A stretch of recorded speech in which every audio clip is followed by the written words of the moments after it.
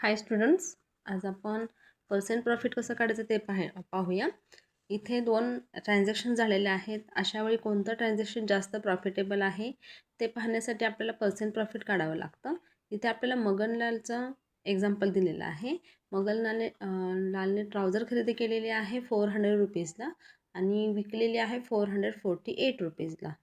आणि तसेच त्याने शर्ट खरेदी केलेला आहे 200 रुपीजला आणि विकलेला आहे 250 रुपीजला. तर कोणतं ट्रान्झॅक्शन मोर प्रॉफिटेबल आहे ते पाहूया. फॉर ट्राउझरसाठी पाहूया. कॉस्ट प्राईस आहे 400, सेलिंग प्राईस आहे 448, म्हणजे झालेला आहे प्रॉफिट. सेलिंग प्राईस जास्त आहे म्हणजे झालेला आहे प्रॉफिट.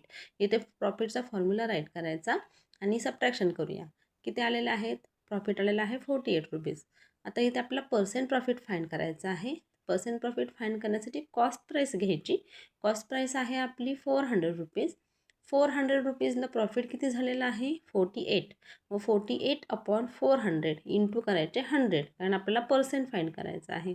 0ला 0 झाले कॅन्सल. 4ने 48ला डिवाइड केलं, आन्सर आलेला आहे 12%. सेम शर्टसाठी सुद्धा आपण तसंच फाइंड करणार आहोत. शर्टची कॉस्ट प्राईस आहे 200, सेलिंग आहे 250, प्रॉफिट किती आहे 50 रुपीज.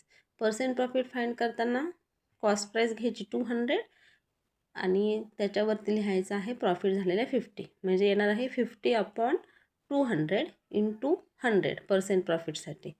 आणि 0ला 0 केले कॅन्सल. 2ने 50ला डिवाइड केलं, आलेले आहे 25%. म्हणजेच इथे शर्टचं ट्रान्झॅक्शन मोर प्रॉफिटेबल आहे, कारण ट्राउझरचं ट्रान्झॅक्शन आलेलं आहे 12% आणि शर्टचं पर्सेंट प्रॉफिट आलेलं आहे 25%. पर्सेंट जास्त आहेत शर्ट्सचे, म्हणून shirt transaction was more profitable. Thank you.